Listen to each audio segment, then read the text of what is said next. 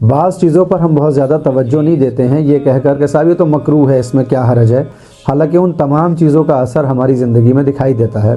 ہم یہ دیکھتے ہیں کہ مال تو آ رہا ہے مگر اس میں برکت نہیں ہے، یعنی پیسے بھی مل رہے ہیں لیکن ضرورت پوری نہیں ہوتی۔ تو کچھ ایسے اسباب ہوتے ہیں جو رزق اور مال کی کمی کا سبب بن جاتے ہیں، یہاں تک کہ انسان کو قرض دار بنا دیتے ہیں۔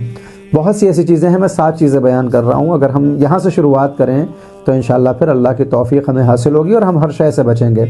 اگر کوئی کھڑے ہو کر کنگھا کرتا ہے تو پھر یہ انسان کی فرقت اور غربت کا باعث بن جاتا ہے۔ اسی طرح سے ٹوائلٹ میں جا کر تھوکنا یہ بھی ایک سبب ہے کہ انسان کے مال میں کمی ہو جاتی ہے۔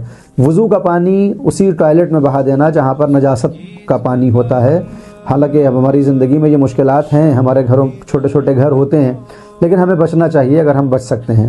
چوتھی چیز جس کا ہمیں خیال کرنا چاہیے، گھر کے اندر بد اخلاقی۔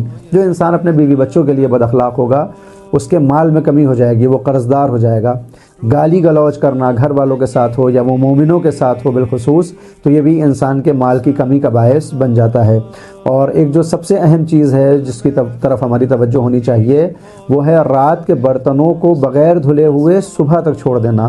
ہم رات کا کھانا دیر میں کھاتے ہیں اور وہ برتن یوں ہی پڑے رہتے ہیں، تو روایات میں آیا کہ یہ تنگی کو لے کر آتا ہے، اور اسی طرح سے حالت جنابت میں کچھ کھانا بھی انسان کے مال کو کم کر دیتا ہے۔